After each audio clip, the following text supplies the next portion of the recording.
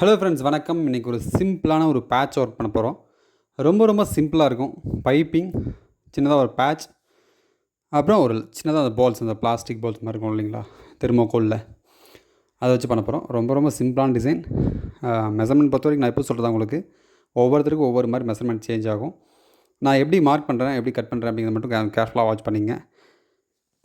நம்ம சேனல் அதை நீங்கள் ஃபஸ்ட் டைம் பார்க்குறீங்கன்னா மறக்காமல் சப்ஸ்கிரைப் பண்ணி ஆல் நோட்டிஃபிகேஷன் ப்ரெஸ் பண்ணிக்கங்க. இந்த மாதிரி ப்ளவுஸ் டிசைன் சம்மந்தமாக ரொம்ப ஈஸியாக, அழகாக, ரொம்ப சிம்பிளாக உங்களுக்கு சொல்லி கொடுத்துட்ருக்கேன். ஈஸியாக எனக்கு கற்றுக்கலாம். இதுக்கு முன்னாடி இன்றைக்கி வந்து 2 வீடியோ போட்டிருக்கேன். அதை நான் உங்களுக்கு என்கால் தரேன் பாருங்கள். சேம் டைம் பைப்பிங் சம்மந்தமாக உங்களுக்கு டவுட் இருந்துச்சுன்னா பைப்பிங் சம்மந்தமாக ஒரு வீடியோ உங்களுக்கு போடுறேன், அதையும் பாருங்கள். நிச்சயமாக உங்களுக்கு ரொம்ப யூஸ்ஃபுல்லாக இருக்கும். ஈஸியாக கற்றுக்கலாம். ஓகே, இந்த பால்ஸ் அது மட்டும் உங்களுக்கு ஃபஸ்ட்டு சொல்லிடுறேன். ஒரு சின்னதாக ஒரு 2 இன்ச் இந்த மாதிரி கிளாத் கட் பண்ணிவிட்டு இந்த மாதிரி பால்ஸ் நீங்கள் உள்ள வச்சு இந்த மாதிரி கட் பண்ணிக்கலாம். ஒரு சில பேர் இது வந்து தண்ணியில் போட்டால் சுருங்கும் அப்படிங்கிற மாதிரி சொல்கிறாங்க. பட் நான் இது வரைக்கும் அப்படி பார்த்ததில்ல. ஒருவேளை நீங்கள் வாங்குறது ரொம்ப குவாலிட்டி கம்மியாக இருந்துச்சுன்னா அந்த மாதிரி ஆகும். கொஞ்சம் குவாலிட்டியாக வேண்டிங்கன்னா அந்த மாதிரி பிரச்சனை வராதுன்னு நம்புகிறேன். ஓகே, அடுத்து வந்து நம்ம மார்க்கிங் பண்ணிட்டு பேப்பர் கேன்வாஸ் மேலே வச்சு நம்ம அப்படியே அழகாக மார்க் பண்ணிக்கலாம். பேப்பர் கேன்வாஸ் நீங்கள் வாங்கும்போது கண்டிப்பாக நல்லா குவாலிட்டியாக பார்த்து வாங்குங்க. ஒரு சில பேர் பார்த்திங்கன்னா ஒரு 20 30 மிச்சம் பண்ணுறேன்னு சொல்லிட்டு கொஞ்சம் கெட்டியாகவும் கொஞ்சம் கம் கம்மியாக இருக்கிறத வாங்குவீங்க. அது வந்து கண்டிப்பாக உங்களுக்கு பெரிய பிரச்சனையை கொடுக்கும். கம் ஒட்டாது, ஒரு மாதிரி நீங்கள் அயன் பண்ணாலுமே ஒழுங்காக அயன் ஆகாது. அந்த மாதிரி நிறைய பிரச்சனை இருக்கும். கொஞ்சம் குவாலிட்டியாக ஒரு 30 ரூபா 40 ரூபா அந்த ரேஞ்சில் எக்ஸ்ட்ரா இருக்கிறத பார்த்து கொஞ்சம் நல்லா குவாலிட்டியாக வாங்கிட்டிங்கன்னா உங்களுக்கு எந்த ஒரு கம்ப்ளைண்ட்டுமே இருக்காது. சரிங்களா? கம் அது மட்டும் நீங்கள் கேர்ஃபுல்லாக பார்த்துக்குங்க. லைனிங் கிளாத் கூட நீங்கள் வந்து டிசைன் ப்ளவுஸோ இல்லை நார்மல் ப்ளவுஸோ நீங்கள் ஸ்டிச் பண்ணும்போது தண்ணியில் வாஷ் பண்ணிக்கலாம். ஒரு சில கிளாத் பார்த்திங்கன்னா சின்கேஜ் ஆகாது. ஆனால் மோஸ்ட்டாக நிறைய காட்டன், இப்போ நான் யூஸ் பண்ணதில் சின்கேஜ் ஆகுது. அது என்ன காரணம், காட்டன் ஒரு ஒரிஜினல் காட்டனுங்கிறதுனால சின்கேஜ் ஆகும். நீங்கள் முடிஞ்ச வரைக்கும் தண்ணியில் போட்டு நான் வாஷ் பண்ணிட்டு அதுக்கு பண்ணிக்கலாம். அடுத்து பார்த்திங்கன்னா அந்த பேப்பர் நம்ம கட் பண்ண அந்த பேட்ச் பார்த்திங்கன்னா ஒரு லைனிங்கில் அயன் பண்ணிவிட்டு அதுக்கப்புறம் நம்ம ஒரிஜினலை வந்து நம்ம ஸ்டிச் பண்ணுறோம். இது எதுக்காகனா கண்டிப்பாக நம்ம அவுட்டில் பைப்பிங் வைக்க போகிறோம், உள்ளே பைப்பிங் வைக்க போகிறோம். அதுக்காகவும் ஃபஸ்ட்டு பாயிண்ட். ரெண்டாவது பார்த்திங்கன்னா க்ரிப் நல்லா கிடைக்கும். மூணாவது லைஃப் நல்லா வரும். இந்த மாதிரி நான் டெய்லி சொல்லிட்டே இருக்கிறது தான். இதெல்லாம் நீங்கள் வைக்கும்போது ப்ளவுஸ் வந்து ரொம்ப நீட்டாக வரும். நம்ம சேனலை நீங்கள் வந்து ரெகுலராக ஃபாலோ பண்ணிங்கன்னா கண்டிப்பாக நீங்கள் ஒரு சூப்பரான ஒரு ப்ளவுஸ் டிசைன் நீங்கள் கண்டிப்பாக பண்ணுவீங்க. நிறைய பேர் சொல்கிறாங்க, இந்த மாதிரி எனக்கு வாட்ஸ்அப்பில் மெசேஜ் வந்துகிட்டே இருக்கும் எவ்ரிடே. எப்படின்னா, நான் வந்து ரொம்ப தைக்க தெரியாமல் பயந்துட்டு இருந்தேன், உங்கள் வீடியோ பார்த்து நான் ரொம்ப ஈஸியாக கற்றுக்கிட்டேன், ரொம்ப சூப்பராக தைக்கிறேன் அப்படின்னு சொல்லுவாங்க. அதுக்காக தான் நம்ம இவ்வளோ சொல்கிறோம். ரெகுலராகவே நம்ம ரிப்பீட்டடாக நிறைய விஷயம் சொல்லித்தரோம், எல்லாம் பண்ணுறோம். ஏன்னா நிறைய பேருக்கு ப்ளவுஸ் டிசைன் ஸ்டிச் பண்ணுறது ரொம்ப கஷ்டமாக இருக்கும் அப்படின்னு சொல்லிட்டு ஃபீல் பண்ணுறாங்க. பட் அப்படிலாம் ஒன்றும் கிடையாது. நான் சொல்லித்தர மெத்தடை நீங்கள் ஃபாலோ பண்ணிங்கன்னா ரொம்ப ஈஸியாக நீங்கள் கற்றுக்க முடியும். இது உண்மையாக இல்லையா? உண்மையாக இருந்தால் எஸ்ன்னு சொல்லிட்டு ஒரு மெசேஜ் கமெண்ட்ஸ் பண்ணுங்கள். அப்படி பிடிச்சிருந்துச்சின்னா மறக்காமல் ஒரு லைக் பண்ணுங்கள். கண்டிப்பாக அடுத்தடுத்து உங்களுக்கு இதே மாதிரி ஈஸியாக ஃபஸ்ட் கிளாஸாக நான் உங்களுக்கு ப்ளவுஸ் டிசைன் சொல்லி கொடுத்துட்டே இருப்பேன். பைப்பிங் சம்மந்தமாக நம்ம சேனலில் ஆல்ரெடி நிறைய வீடியோ போட்டிருக்கேன். அதை பார்க்காதவங்க கண்டிப்பாக இன்னொரு உங்கள் கடைசி எண்டு கார்டில் நான் உங்களுக்கு வந்து ஒரு வீடியோ உங்களுக்கு நான் அட்டாச் பண்ணுறேன். நீங்கள் பாருங்கள். அதை பார்த்தா ஈஸியாக உங்களுக்கு புரியும். அடுத்தடுத்து உங்களுக்கு இதே மாதிரி ஒரு சிம்பிளான மெத்தடில் ப்ளவுஸ் டிசைன் வந்துகிட்டே இருக்கும். நீங்கள் பார்த்துட்டே இருக்கலாம். அந்த கார்னர்லாம் பார்த்திங்கன்னா நான் எப்படி ஸ்டிச் பண்ண அப்படின்னு சொல்லிட்டு கேர்ஃபுல்லாக வச்சுக்கேன். ஏன்னா அந்த கார்னர் வந்து நிறைய பேருக்கு பிரச்சனையாக இருக்குது. இந்த கார்னர் எனக்கு சரியாக வரலன்னு சொல்லிட்டு இன்றைக்கி கூட ஒரு கமெண்ட்ஸ் பார்த்தேன்.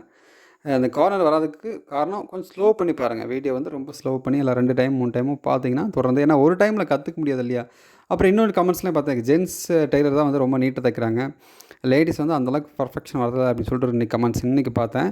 அதுக்கு ஒரு காரணம் இருக்கலாம், மேபி இருக்கலாம். பட் அப்படின்னு சொல்ல மாட்டேன். ஏன்னா ஜென்ஸை விட லேடிஸ் ரொம்ப ஃபஸ்ட் கிளாஸில் ஸ்டிச் பண்ணுறவங்களாம் இருக்காங்க.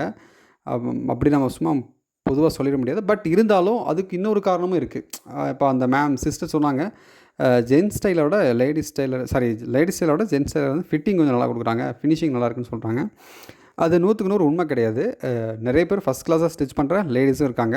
பட் இருந்தாலும் அதுக்கு ஒரு காரணம் இருக்குன்னு சொன்னோம் இல்லையா? அது என்ன காரணம் பார்த்திங்கன்னா, ஜென்ஸ் பார்த்திங்கன்னா ஒரு சின்ன வயசுலேருந்து அவங்க வந்து அந்த ஒரு ஒரு 10 இயர்ஸ் ஒரு 15 இயர்ஸ்க்கு முன்னெல்லாம் பார்த்திங்கன்னா ஜென்ஸ் பார்த்திங்கன்னா பேசிக்லேருந்து போவாங்க. ஃபஸ்ட் வந்து ஒரு ஊக்க வைக்கிறக்கோ பட்டன் பாயோ போவாங்க. அதுக்கப்புறம் ஸ்டெப் பை ஸ்டெப்பாக எல்லா விஷயத்தையும் கற்றுப்பாங்க. ஆக்சுவலாக ஒரு டெய்லரிங் கற்றுக்கிறதுக்கு ஒரு 4 வருஷம் 5 வருஷம் ஆகும். இப்போ உதாரணத்துக்கு பார்த்திங்கன்னா நானே பார்த்திங்கன்னா கிட்டத்தட்ட ஒரு 8லேருந்தே நான் சின்ன வயசுலேருந்தே நான் டெய்லர், ஏன்னா எங்கள் ஃபேமிலியில் வந்து நிறைய பேர் டெய்லர் இருக்காங்க. அதனால் எனக்கு ஈஸியாக கற்றுக்க முடிஞ்சுது. பட் நானும் பார்த்திங்கன்னா பேசிக்லேருந்து எல்லாம் கற்றுக்கிட்டேன். கிட்டத்தட்ட ஒரு 6த்துலேருந்தே பார்த்திங்கன்னா கடைக்கு ரெகுலராக போயிடுவேன். ஸ்கூல்கிட்ட தானே வேலை, கடைக்கு ரெகுலராக போயிடுவேன். ஒரு 8th 9th போது நானே கிட்டத்தட்ட ஓரளவுக்கு டெய்லர் ஆகிட்டேன். எல்லாம் தெரியாது, பட் இருந்தாலும் ஒரு டெய்லர் ஆகிட்டேன். கிட்டத்தட்ட ஒரு ஒரு ஒரு காலேஜ் போகிற டைமில் நான் வந்து கிட்டத்தட்ட நான் வந்து நல்ல சேலரியவே நான் நல்ல சேலரி நான் கிட்டத்தட்ட ஒரு 15,000 20,000 ஆக அந்தளவுக்கு நான் ஸ்டிச் பண்ண ஆரம்பித்தேன். College first year second year அந்த டைம்லலாம். அதனால் வந்து இந்த மாதிரி ஜென்ஸ் பார்த்திங்கன்னா பேசிக்லேருந்து எல்லாமே கற்றுக்கறனால அவங்களுக்கு ஈஸியாக ஃபினிஷிங் ஆகட்டும் ஃபிட்டிங் ஆகட்டும் வந்துடும். பட் இப்போ வந்து எல்லோரும் சொல்ல முடியாது. ஒரு சில லேடிஸ் பார்த்திங்கன்னா எப்படின்னா அவங்க வந்து கிளாஸ் போகிறாங்க. இந்த மாதிரி கிளாஸ் ஒரு 3 மாதம் கிளாஸ் 4 மாத கிளாஸ் அதெல்லாம் அவ்வளோ பர்ஃபெக்ட்லாம் கற்றுக்க முடியாதுங்க. டெய்லரிங் வந்து பெரிய விஷயம். டெய்லரிங்கில் வந்து எல்லாமே யார் தெரிஞ்சதுன்னு சொல்லவே முடியாது. எனக்கு தெரிஞ்சது பார்த்திங்கன்னா இப்போ 100% டெய்லரிங்கில் எனக்கு தெரிஞ்சது வெறும் 2-3% தான் எனக்கு தெரிஞ்சது. இன்னும் 98% எனக்கு தெரியாது. அந்த மாதிரி டெய்லரிங்கில் வந்து எல்லாருமே எல்லாம் தெரிஞ்சுன்னு சொல்லவே முடியாது. ஒவ்வொருத்தருக்கும் ஒவ்வொரு திறமை இருக்கும். அதை வந்து அவங்க வந்து அப்படியே அவங்க மேட்ச் பண்ணிட்டு போயிட்டுருக்காங்க, அவ்வளோதான். எல்லாருக்கும் எல்லாம் தெரியும்னு சொல்ல முடியாது. நமக்கு தெரிஞ்சதை வச்சு நம்ம ஸ்டிச் பண்ணுறோம், அவ்வளோதான். வேறு ஒன்றும் இல்லை. அதனால் வந்து 1 மாதம் 2 மாதம் 3 மாதம் 4 மாதத்துலலாம் கண்டிப்பாக கற்றுக்கவே முடியாது. ஓரளவுக்கு பேசிக் இல்லைனா ஒரு சில விஷயங்கள் கற்றுக்கலாம், அவ்வளோதான். மற்ற எல்லாமே பர்ஃபெக்டாலாம் கற்றுக்க முடியாது. அதனால தான் நீங்கள் டெய்லரிங் நீங்கள் கற்றுக்குறீங்க இல்லை ஸ்டிச் பண்ணுறீங்கன்னா கண்டிப்பாக பொறுமையாக நிதானமாக கற்றுக்குங்க. எடுத்த உடனே எதுவுமே வந்துடாது. இப்போ டிசைன் ப்ளவுஸு நம்ம எடுத்துக்கிறோம். எடுத்த உடனே நம்ம பார்த்த உடனே இந்த ப்ளவுஸ் பார்த்துட்டோமா, நம்ம ட்ரை பண்ணுறோமா, ஃபஸ்ட் டைம் இப்போ நம்ம பார்க்கறத விட ஃபஸ்ட் டைம் கொஞ்சம் சுமாராக வரும். அதுக்கு டைம் இன்னும் பெட்டராக வரும். அதுக்கு அடுத்த டைம் இன்னும் பெட்டராக வரும். அந்த மாதிரி ஒவ்வொரு டைம் நம்ம வந்து இம்ப்ரூவ் ஆகிட்டே இருக்கலாம். சரிங்களா? எடுத்த உடனே ஃபஸ்ட் கிளாஸாக வந்துடும்னா கண்டிப்பாக முடியாது. எனக்கே ஒரு சில டிசைன்லாம் பார்த்திங்கன்னா ஃபஸ்ட் டைம் ட்ரை பண்ணுவேன். பட் நான் எதிர்பார்க்குற அளவுக்கு இருக்காது. நான் ஒத்துக்கிறேன்.